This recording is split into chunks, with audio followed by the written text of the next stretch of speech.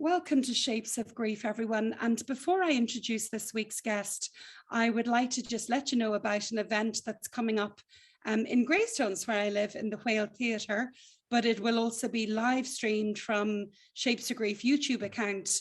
So on the 31st of March, very exciting, I am officially launching the Shapes of Grief podcast and the Shapes of Grief training program. And there will be a number of amazing guests there on the night who will be sharing with us their experience of grief, sharing a little bit about the depth and the breadth of the grief experience from a variety of different perspectives. We will be showing grief through the lens of poetry, prose, dance, and song. And there will be some wonderful speakers there also, such as our very own Dr. Catherine Mannix. We're taking ownership of Catherine, even though she comes from the UK, simply because she's been on the podcast so often. So it's going to be an amazing, lovely, tender, educational and inspiring night.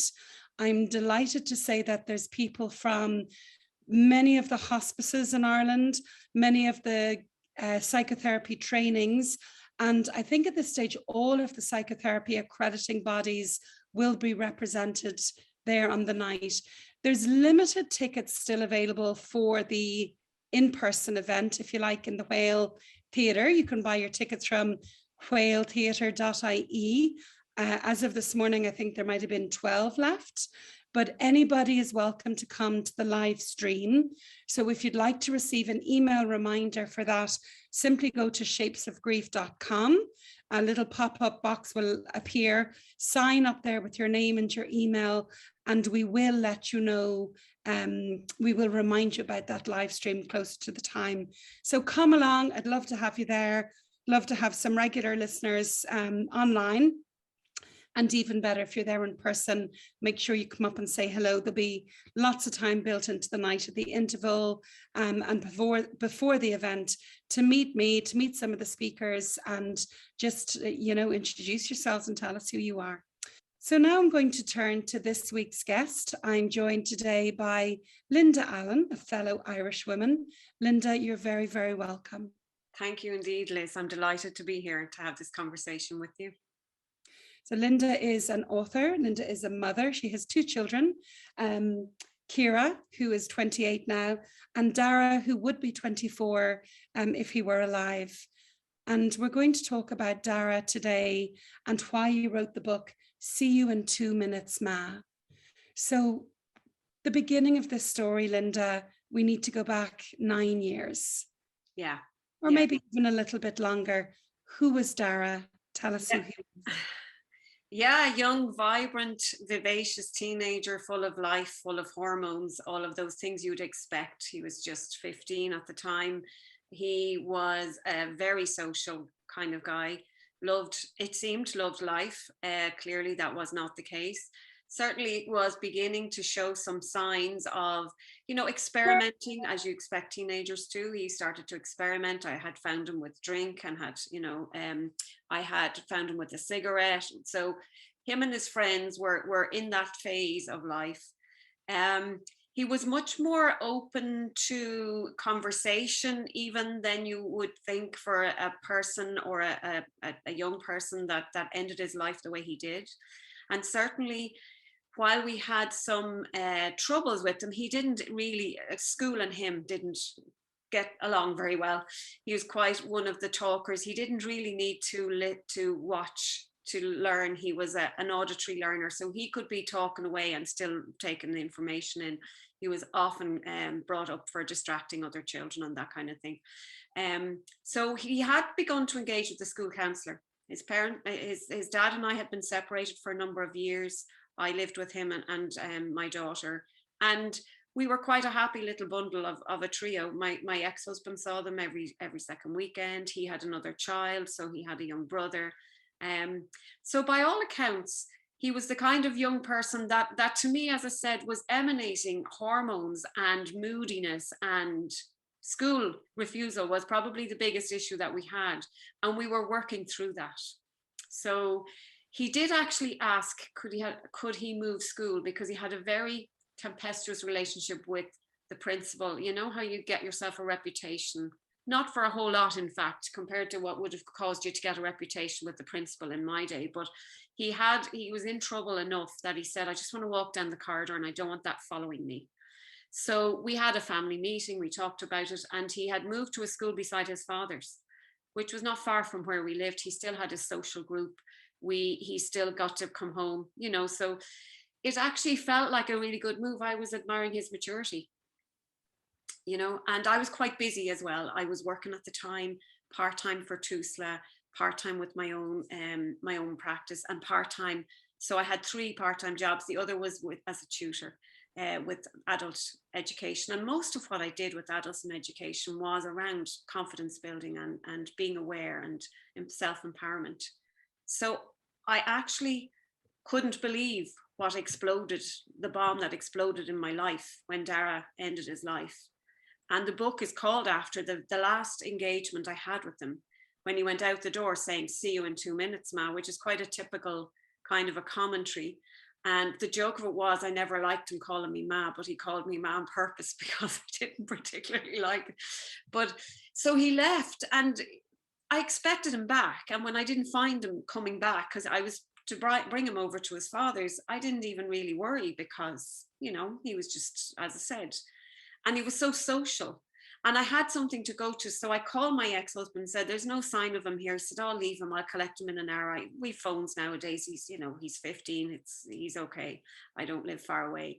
So that was how I left it. And for that early part of that evening. But as the evening transpired, I just had this feeling I just couldn't get rid of. There was a dread in me. I left. I didn't even get to my destination. Well, I did get there, but I didn't stay. I turned around and came back. I had a funny vibe. You hadn't heard from Dara? I hadn't heard. And what really upset me was his phone was off a lot. Dara was a great lad I ran out of battery, you know, so I used to sometimes have to ring his friends, say, hello, you were supposed to be in a half an hour ago. And he would often do that. But when I couldn't reach him, and neither could his friends, they were going, oh no, I haven't seen him. That's when I started to really concern myself with something is amiss. Now, I just wanted to let you know, we lived in a small town down in Rathangan, County Kildare, and 6 months prior to Dara, another young person who was age 14 had died by suicide. He wasn't one of Dara's immediate friend group, but he did sit beside him in woodwork. He did know him from school. It's a small community. And then there was another teenager had gone missing 2 weeks before, and we were all, as a group of parents, looking for that teen. And I was kind of feeling like, oh God, what is going on here? There's something going on with these teenagers that there's creating a lot of, you know, there's an energy of stress and unsettledness, and I was kind of conscious of that as well. But unfortunately, as the night unfolded, Dara wasn't showing up, and we called in the Gardaí, and now they'd been around for the teen that was missing 2 weeks before, who showed up actually not far from our house. I brought her in, and the Gardaí had a good, strong conversation with her there. And Dara would have been present to all of that. So we didn't find him till the next morning. And by the time we found him, it was just too late, you know. And some of the community had been out. The fellow who coached him on the GAA pitch had walked by the grove of trees where Dara ended his life with a big dog. And he said he wasn't there before 12 because I passed there and the dog would have found him. Do you know what I mean? He wasn't. So we're not sure where he was, but he was definitely not coming. He was going to attempt it that night, because he said, see you in 2 minutes, Matt, to me. He left the house, came in and ran up the stairs and went back out immediately. And I thought, bet you he's gone for a smoke now. He came in to get a light. And we'll have a chat about that going over to his dad's. But he didn't come back in. And he'd gotten a copybook. It was rolled up in his pocket, you know, in his coat pocket. He had turned off his phone. He didn't make contact with anybody. It must have been a very long night for him, in terms of he made no contact with anybody. Where he was, I'm guessing he was there's a lot of barges on the canal. I reckoned that he found his way into a barge or something like that, because there was no way we could have missed him. There was too many of us looking for him. Yeah. You know. Well, you were for much of the night looking for him, Linda. A lot of the night, yeah. And every time you'd come in and go, oh, we'll leave it, because he'd asked me, could he stay with another young person maybe 2 nights before, and I said no. I said, no, this is a new young person you're not that familiar with. I don't know. Usually they all mixed between the group. And I was like, no, you're a bit young. I don't know that young person's mother. And I'm actually in the middle of something. I don't have time. And I thought he was pushing the boundary more than usual. Yeah. My ex-husband and I were talking about that. Look, maybe he's just gone off to stay with her. There was no answer from her house. And the lads, she wasn't contactable either. So I wasn't quite sure. But I thought that's all I was hoping that's all it was. Yeah. And I had great plans to ground him and all the rest of it. But yeah, it's still one of those unbelievable moments where you're looking at a series of facts in front of your face, and there's no part of you that can take it in or comprehend it or digest it. I mean, I just was completely overwhelmed by what I saw when we found him. And as we got there, there was a group of teenagers, his crew, standing to one side. I'll never forget them. They were like mummies, the whole lot of them. They were just ashen-faced. Nobody was moving. And I knew in that moment that somebody had been found. But the way that it can work, and you probably understand why this does, I know it's to do with self-preservation, protection, and it's denial most likely. But it was like, oh my God, they found somebody. Now, we were looking for my son, and I still didn't comprehend that it was going to be him. Yeah. Even when I'm looking at him, I was going, this can't be right. You know?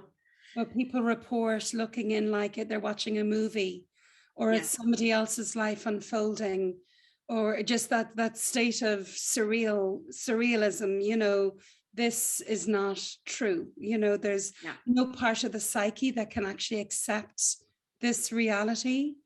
And even though logistically you can be told, here's a fact, here's what's happened, to actually accept the reality of your loss at that moment is impossible. Yeah. And for many people, it takes weeks, months, sometimes even years to fully absorb the truth of that, reality of that. Yeah. And I was struck because it was in a place of nature, you know. It was by the river. It was a small grove of trees. Our children loved nature. I love nature. My ex-husband was a landscape gardener. We had a lot of nature in our lives.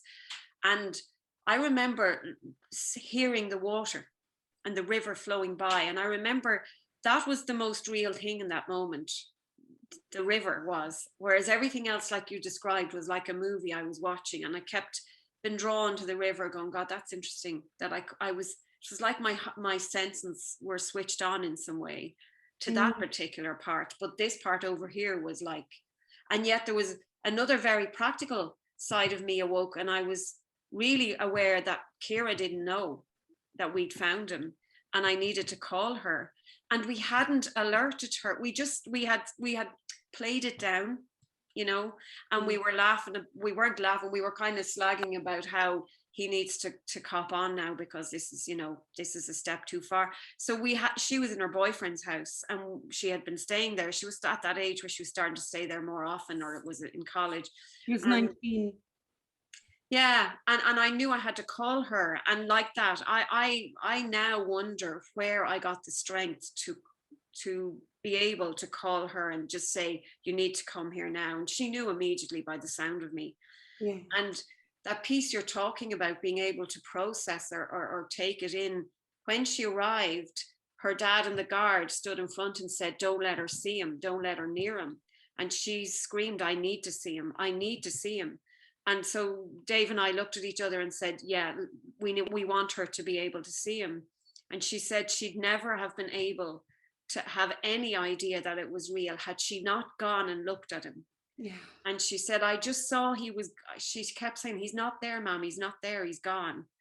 But that for her gave her, well, all of us, but it actually gave her somewhere to go to be able to begin the idea, you know. And I mean, I don't know if she hadn't had that experience, like closure is something that people talk about, but I often think since about people who have missing persons or never get to see their loved one after they've gone. I don't know if there's ever such a thing as closure with loss, but certainly, and it's so personal whether people want to see a body or not, particularly after traumatic death. There isn't a right or wrong answer to that, but certainly in terms of accepting the reality of the loss, what you're saying there is that's what she needed to do, and it helped her to begin the process of accepting the reality of the loss.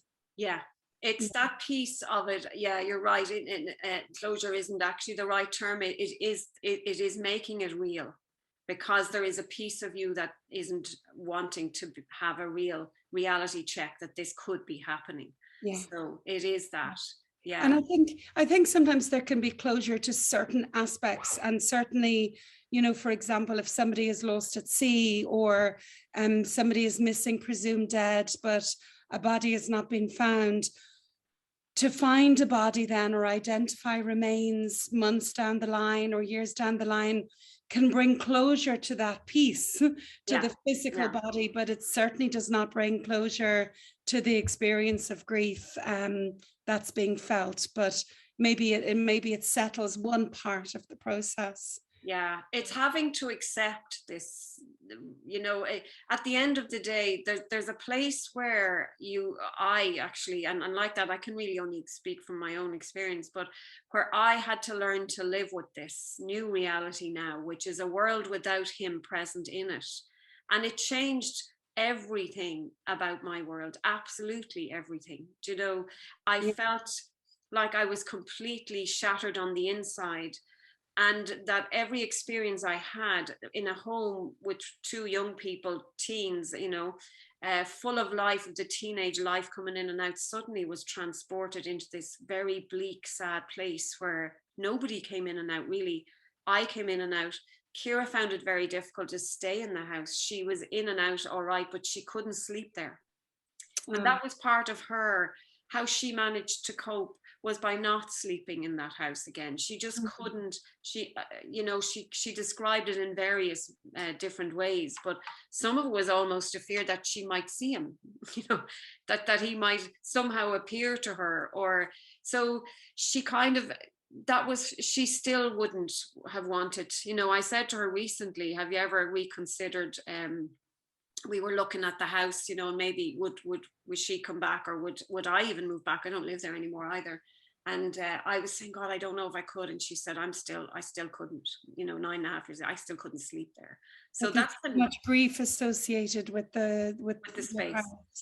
Yeah. It's interesting, just to jump back a little bit, Linda.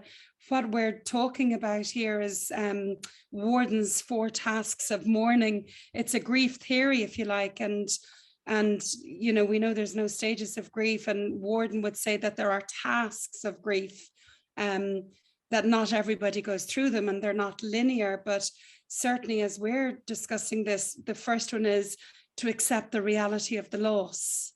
Yeah. And it's like that you can accept cognitively, but it's almost, can your psyche take it in, and while at some level, they're dead, it can take 1,000 little deaths before you fully absorb that reality.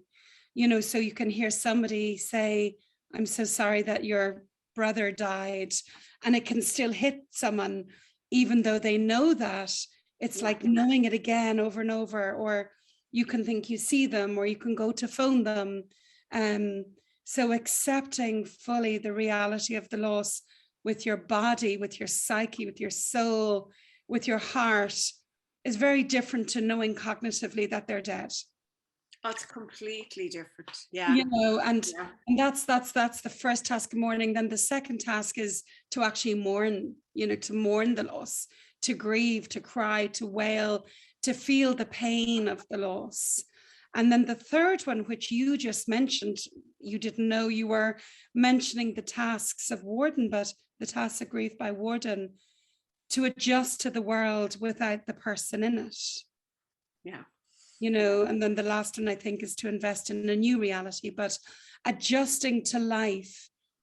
And I think when someone, particularly your son or somebody close to you, dies, everything is different. Your work is different, your social life is different, going through like just everything about life is different. And you live life through the lens of loss for quite some time. Would you describe a little bit about your process through that, Linda? Because you've mentioned you were a teacher, you were a coach, you were, you used to guide people and help them find their way. Yeah. And suddenly here you are in the worst possible pit that someone can find themselves in. Yeah. The child has died by suicide. Yeah. And there's a lot in that process. But while you were speaking there, what really struck me to say it was that I was completely taken by surprise about how viscerally I would feel the loss. That was one piece of grief that I didn't really understand. I hadn't had a whole lot of grief experience prior to this. And I was shocked by how I felt it in my heart.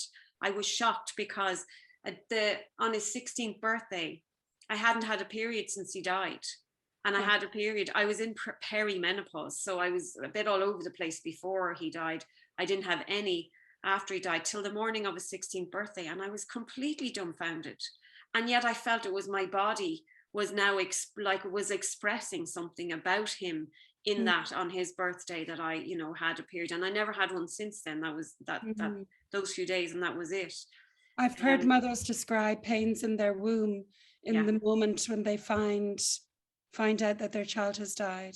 Yeah, that's a piece that I think is just, it's kind of, in a way, I feel it's an important one to share, because I at times thought I was having a heart attack, or I thought I was in trouble, with the physical pain or the physical lack of, there were a couple of times my legs went from under me kind of feeling, just the enormity of the feeling. And my journey through that process was literally one foot in front of the other, sometimes no feet, literally, let's lie down, that's all I can do right now. I don't know if I ever knew I could cry as much as I cried. I just didn't think it was possible. And I also had the most incredible experiences with some of the people that were around me in moments. I remember walking into the adult education center at one point after I'd been off for a little bit. I can't recall exactly how much time I was off. I think maybe it was 6 weeks, and I came back in. And I remember walking in, and I felt like everybody met in a moment in time that had nothing to do with what any of us were there for. It was just the most incredible feeling of heart, where we all met in that heart place, and everybody was teary and sad about it. It just for a couple of moments as we greeted each other, the kind of, as I was coming back in, the common room had a lot of people in it. And then we got on with the business of the day, we got back into it. And every now and again, I knew that I couldn't show up there. And I would say, okay, today I can't be there. I just haven't got it in me to meet people and bring out that piece of me that I needed to in order to be there that day. So there was something very freeing in that I knew that the staff there would let me, like, I didn't have to show up. There were days where I woke up and I just have to be by the sea now. I don't know why, but I need to go by the sea. And I would sit by the sea and just let it wash, the sound of it. My tears would meet it. It was just lots of really allowing myself that space, because I knew I needed to give myself that. But in the very beginning, I didn't even know that. I just was functioning on some kind of very deep survival mechanism that went, not going there, can't eat that, will do this. And it was, and it was constantly just feeling this ache inside my heart that couldn't be filled with anything, absolutely anything. And him, I'd lie on his bed. I was, kind of lying there wondering when or what did I miss? And I feel the piece that's really challenging in suicide is it has this ripple reverberating effect that everybody who last saw him went through that last interaction with him. Yeah. Forensically looking for something that would have said, we better watch this guy. I did it a million times. I know. But I was fascinated by people further out than that, who would have said, well, I only spoke to him 2 weeks ago and we were having a laugh about, or he was doing up the youth club that day. for the Christmas fair, you know, so it just didn't make sense. But the suicide piece, my daughter describes that as like the twist of the knife, you know, and she's right, because it brings another layer with it that's added on to the grief. And like you say, grief's a very personal thing. And for me, I just felt all the beliefs I had and everything I had studied. I fundamentally, they were really supporting me, but I didn't see that in the moment. I just couldn't believe.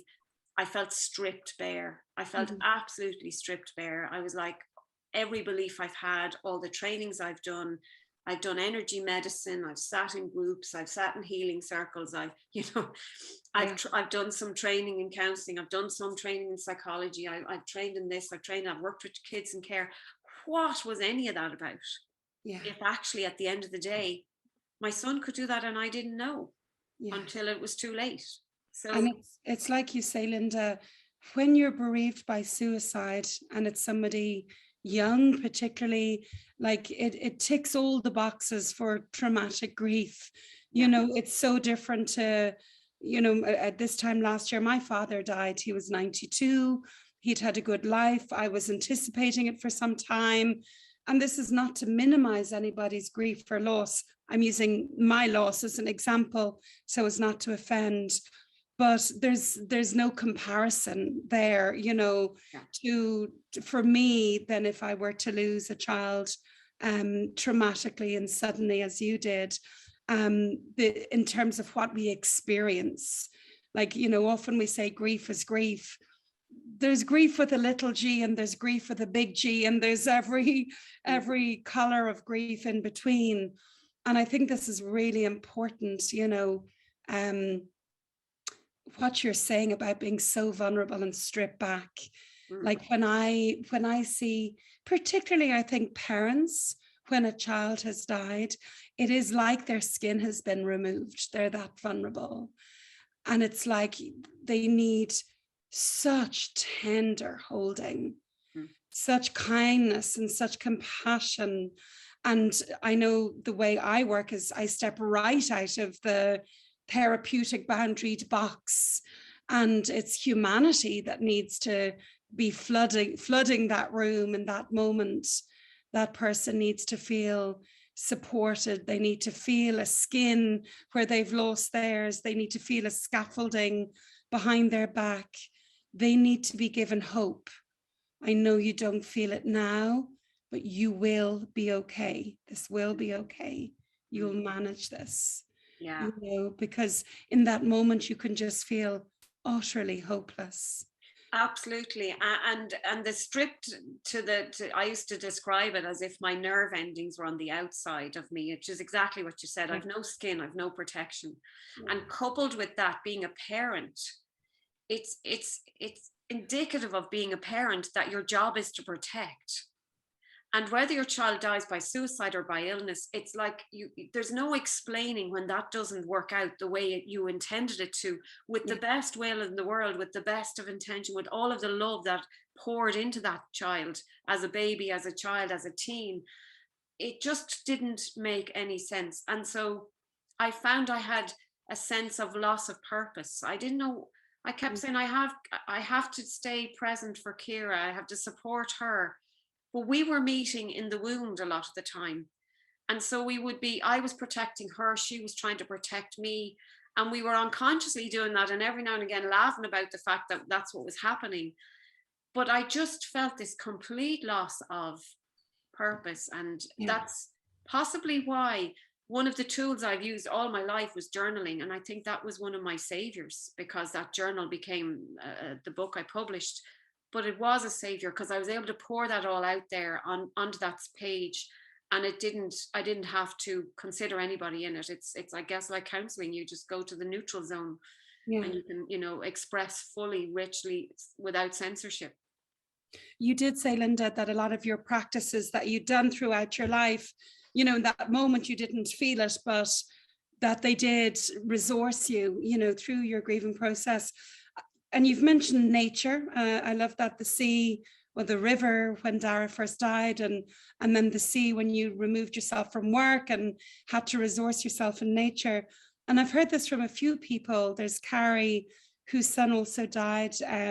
She speaks on the podcast. She talks about climbing mountains and the mountains that held her grief. Her grief felt too big for the indoors, so she took it out to nature.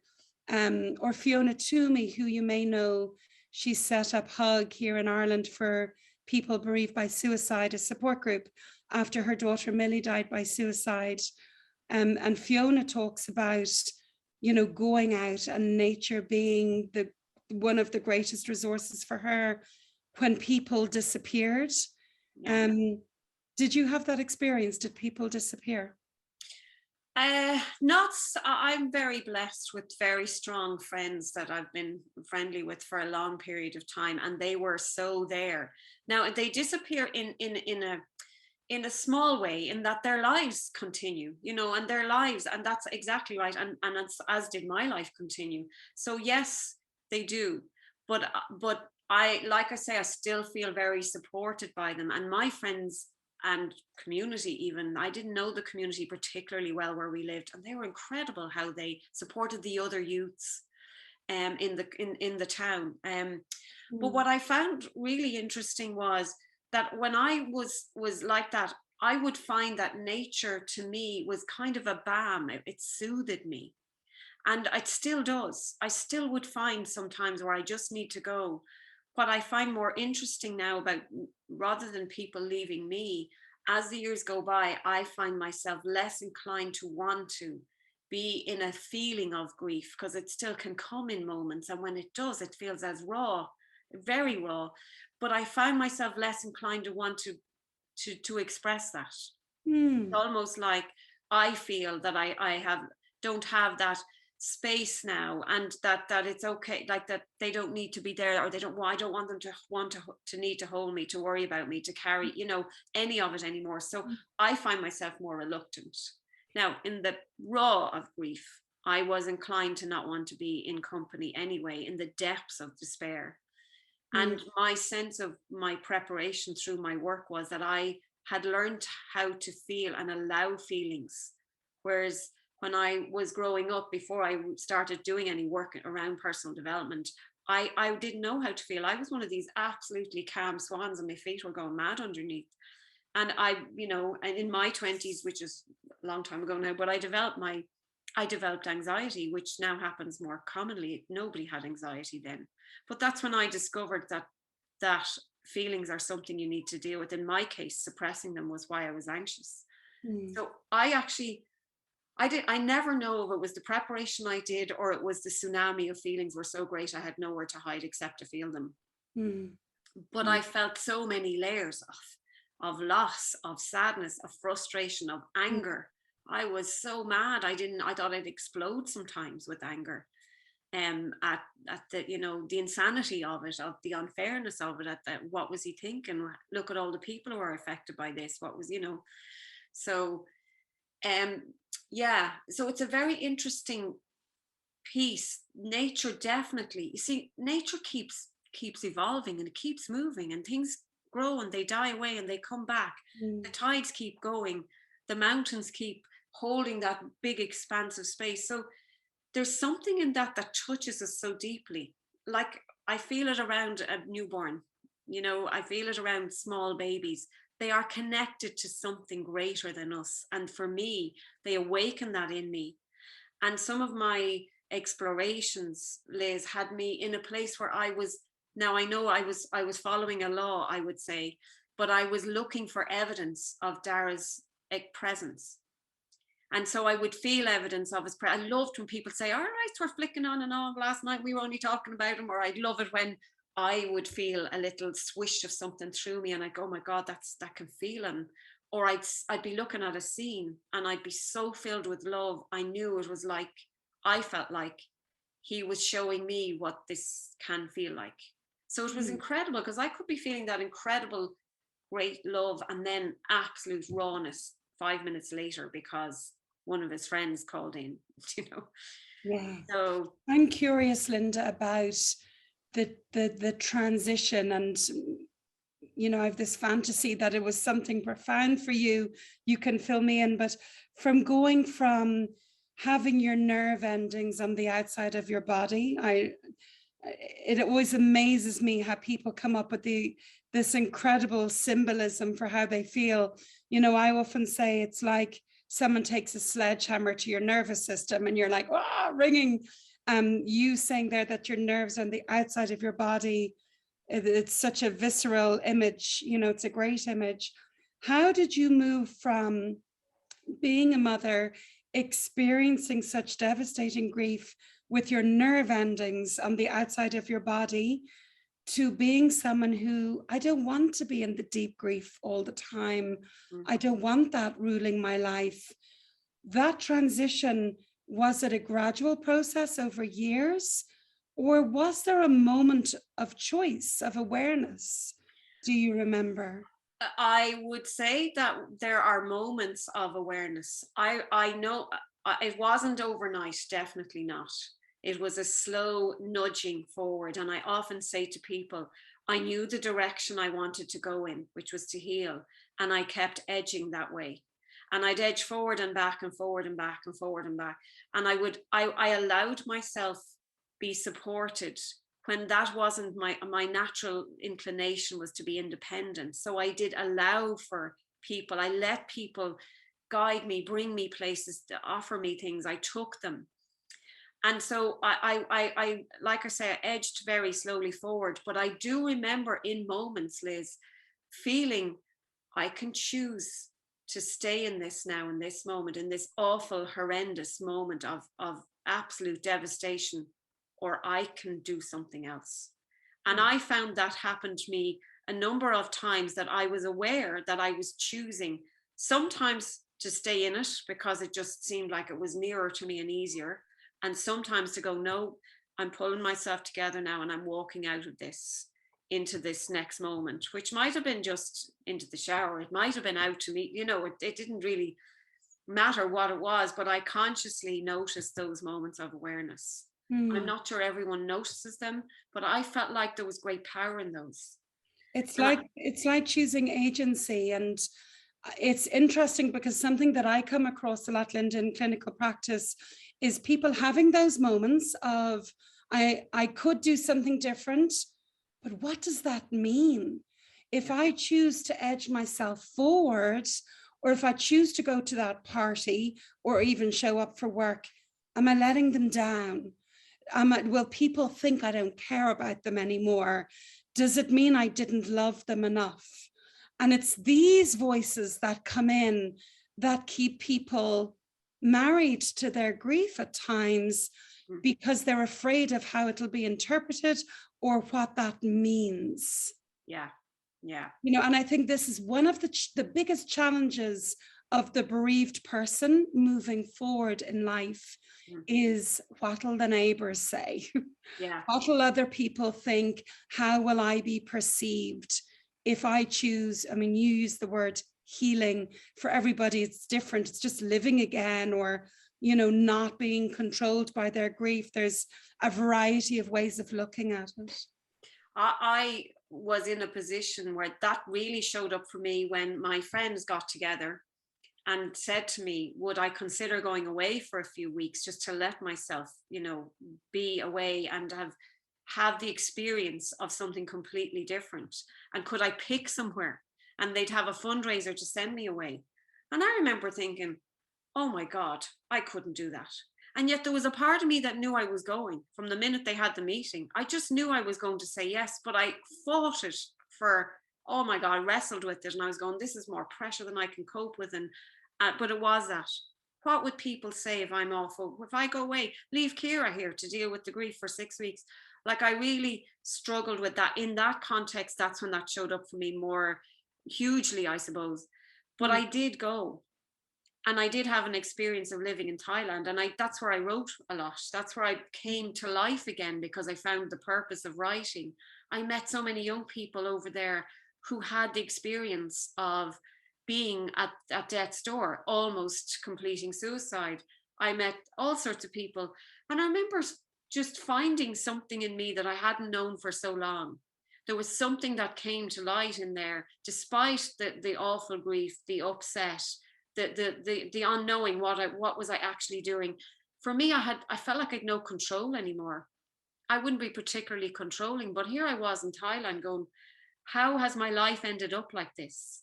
Yeah. This is not how this was supposed to be. But because I feel, because I actually stayed open to that, that I possibly gave myself some permission somewhere along the way to let myself accept any and all help. And that's how some of that help came.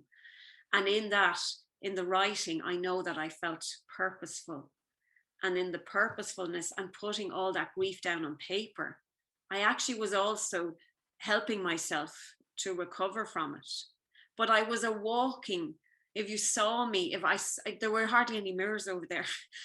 But I remember catching a glimpse of myself in a mirror at one point. I couldn't believe what I looked like. I was just like I was like a shadow of myself. Mm-hmm. You know, I was like a shell. And yet there was another part of me that wasn't a shell, that was reawakening. You know, it was quite a fascinating part of my experience. And I do feel that that helped me, because I did break the mold in that. I took off, and I don't live where we lived then. I find it so hard to be down in that town. I find it so hard to walk into a shop and somebody says, "How are you?" And they mean it. And it used to upset me so dreadfully.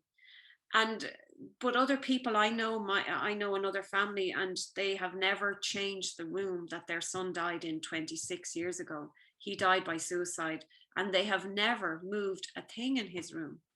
So it's a very personal journey.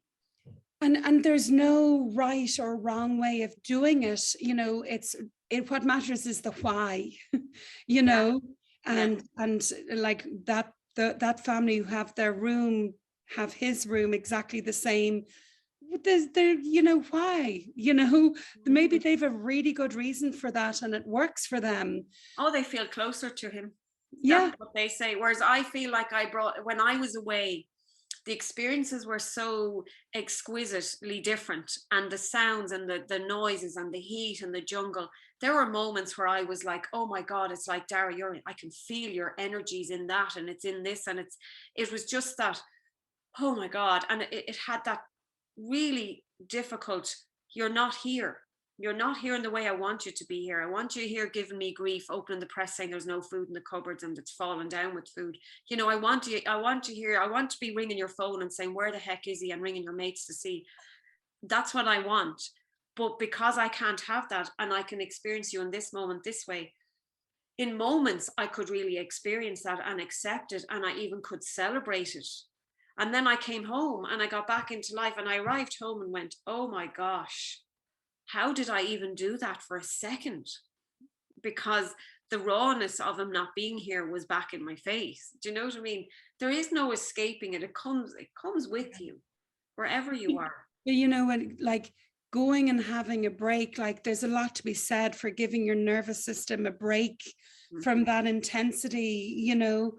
And there's no medals for jumping into the deep end with it.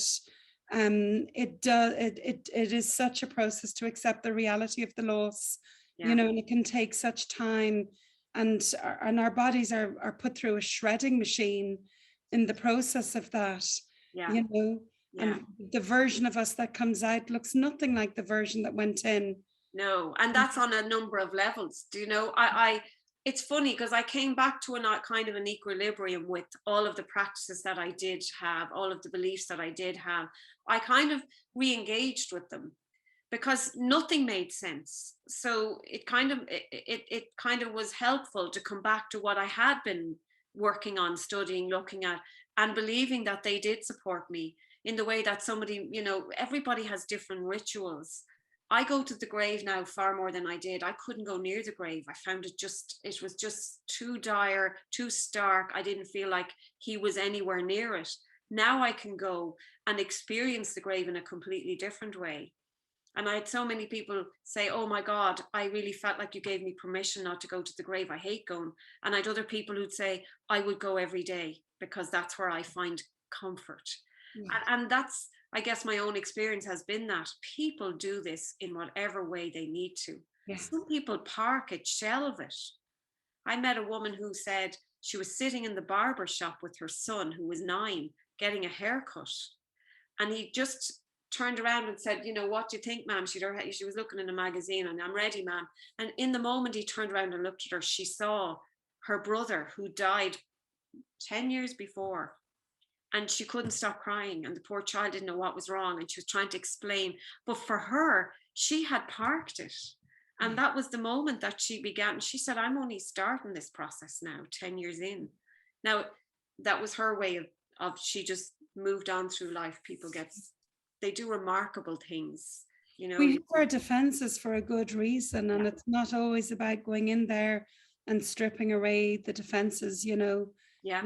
We all grieve differently and for a variety of different reasons, but we also have a lot of similarities. And I think that's the beauty of the podcast, Linda. Nobody listening here today will go, that's 100% my experience, but lots of people might go, that's 80% my experience. Yeah. And maybe learn from it, or, hear that moment of choice that you took, or think, oh, I haven't been to the grave and that lady didn't go to the grave for the first few years. That's okay, Yeah. And allowing the support, sometimes grief can be very lonely. It's the most lonely. You can be in a room, and I know you can be in a room in many situations, but I have sat in room with people I know who really loved me and wanted to help me, and I was so lonely and desolate in there. Yeah. But because I allowed somewhat the support they were trying to offer in when I could, I really think that does help. It helped me, it buffered me, because there is a feeling I had anyway that I just wanted to go and put my head under the blankets and not come out. Yeah. Just not come out. Just not have to look at any of it, deal with any of it, I think it's absolutely vital that we find safe connection, and that we learn how to offer safe connection to people in that vulnerability, because, like you said, with just that vulnerable physicality, when our nervous system is so shook up, like, what is one of the things that can settle us is another settled nervous system holding us. When someone can just be with us, whatever we're going through, because I think when we're that vulnerable, it's often not sadness that we're expressing, it's anger, because we're protecting ourselves. So we can be lashing out, and suddenly the support people are like, oh, I don't want to be near her, she's angry, and they don't come, which validates our sense of, I'll do this alone. But actually, when we can just see beyond the anger and just sit and, I'm here, you're safe, I'm not leaving, and offer just that really settled nervous system, that's when real healing at a physical level can happen. The nervous system begins to feel safe, the skin begins to grow back, you begin to feel a little bit better in the world. It's like earning a secure attachment again, over and over. But it is one sure way of helping people on a physical level. Tell us about the book, please, Linda. Yeah, so I See You in 2 Minutes, Ma, was very interesting. I was writing a lot, and I happened to say it to my brother, he was speaking to a mutual friend of ours who I hadn't seen for years, and he happened to be in Trinity. He's a criminologist, and he's now working in UL, but he was fascinated by what I was writing. And he said to me, would you think about publishing this? And I was like, oh, I don't know about that. This is just something I was doing because I journal, and, but with his guidance, I kept sending him chapters. And so I'd be dying for his email to go back. And, so we did a bit of research, and eventually I crowdfunded to get it published. And it was published in 2016. And I had a fair bit of publicity at the time, now, minorly publicity at the time. And I was invited then to do quite a number of discussions, not unlike possibly what you're hosting yourself, just to express my experience and to talk about the writing. And so, like I say, it's called See You in 2 Minutes, Ma. It's available on Amazon. It was in a lot of local bookshops. The one in Naas still has it. Eason's and that don't have it anymore, but they did carry it for a while. So it's actually a description of what happened in my world and how it includes that trip to Thailand. And it includes a lot of the experiences that I don't have so much now, but those experiences where I was looking for the evidence of the other world, if you like, and some kind of expression. What it talks about a lot is the teenagers in the world that I lived in, because they were in and out of my house all the time. And it just talks about a little bit about how they and I related through music a lot of the time, because Dara played drums and the lads used to rehearse in my house because drums are not, they don't move easily. And how that, you know, we connected through music, how I let my friends support me, how I ended up in Thailand, not able to carry my own rucksack, going, what in the name of God am I doing here? And all of that, in between all of that, it's interwoven with these devastating feelings, these, you know, the tumultuous trip that was my grief. And my grief didn't stop when the book ended, but it you know, and loss doesn't end. The relationship I describe in the book no longer exists in my life, and it's like letting go again and letting go again. There is just so much that is part of our lives that is about letting go. And so yeah, people have said it's really hard to put down, even though they're saying, I don't know what to say to you about it. It's really hard to put down because it kind of moves at quite a rapid pace. But it also is describing something that most people can't even want to imagine, never want to have to consider. But like, it seems like you're giving language to something that often there aren't words for. That's been the most common feedback. I can't believe you described exactly what I was feeling, but I had no words for it. So it's giving, like you use the word literacy to it. It's definitely, it does give that. It also gives perspectives that are probably a little bit different, in that myself and my ex-husband hadn't raised the children in the Catholic Church, and here's our 15-year-old has died, and we're like, what the heck are we going to do? And the parish priest arrived, and I say, thank you, but I kind of don't feel like I can use that ritual because it doesn't make sense to us. So we devised our own. But in the height of grief, how do you devise a ritual? But we did. Do you know, so it has a lot of those kinds of other topics that people are kind of interested in as well. Now, it's very exposing for me. I remember thinking, what was I thinking? Because sometimes people will say, oh, where did you go after, you know, your travels, or what did, and I'm forgetting that they've read the whole story. But it also talks about a really difficult part of it was the inquest, and having to sit through that, and having to wait for it to happen, and having to be a case file, and having to hear, you know, and having to not really want to be there, and wondering why you have to be there. I just, that's a huge chapter in it, you know, in terms of what that does. And the other piece that shows up a lot in it is how life just keeps moving. My life kept moving. I still had a mortgage to pay.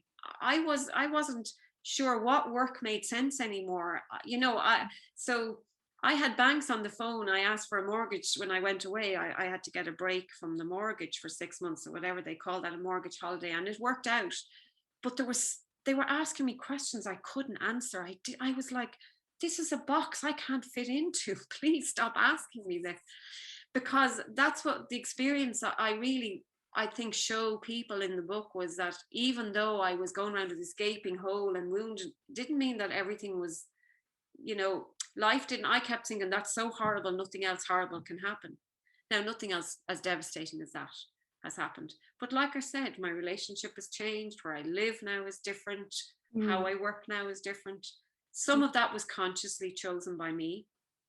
But I often wonder what my life would be like if Dara was still here. He'd have, you know, my daughter hasn't had children yet. She's going to be 28 in May. It's likely she will have children. He'll never get to know. I don't know whether who he might have dated, what he might have done with himself. You just never get to know those things. My brother has a new baby right now, and he never met her. She's only arrived into the world, do you know? So, yeah. So I guess the expression of the book is just my outpourings. And even my world now is different to how it was then.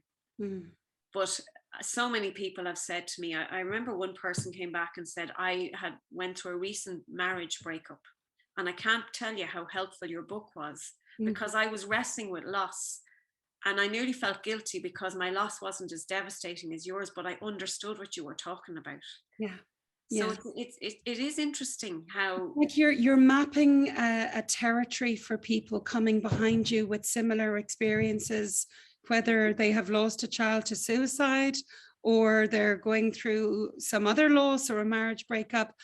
It's uncharted waters for many people. yeah, And you're saying, here's what maybe is ahead of you, and here's some stepping stones that help me. yeah, And it's a tremendous act of kindness, I think.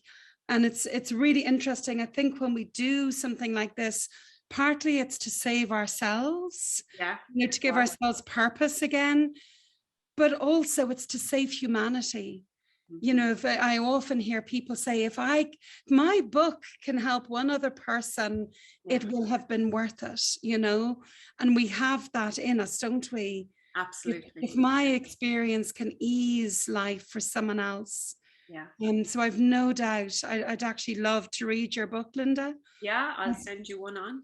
I have no doubt that it would be a rich read and informative and a lot of wisdom to share. Yeah, I'd be happy even to donate some to your organization if you'd like, if you would want, if you feel it's appropriate, you can hand them out whenever. Well, I would say actually even better, Linda, contact Fiona Toomey from Hug. Oh, yeah. Fiona has not been on my podcast, but I did interview her about the needs of parents bereaved by suicide for my grief education program. But Fiona would be meeting parents bereaved by suicide all the time. Okay, so that might be really, if you went with Fiona, she would get them straight into the hands of the people who need them. Yeah. And I'd love a copy, certainly, for myself. Yeah, well, I can easily, I'm hoping to go to on the 31st, so I'll bring it with me. And if not, I'll send you one. Oh, yeah, bring a few along. That would be great. Linda, it's been absolutely lovely speaking with you. Really rich conversation. Yes, and I've no doubt that someone, I'm thinking, that every week somebody is bereaved by suicide, well, every day if we're talking tragically still. Yeah, it's still very prevalent. Yeah. And, if we can't turn back time, but we can somehow offer people stepping stones to make the grief experience a little bit easier, a little bit less devastating, if they know what to expect and have a little bit of education around it. Yeah. So well done. Thank you. I really appreciate it. Yeah, it's been great. Take care, Linda. Thanks.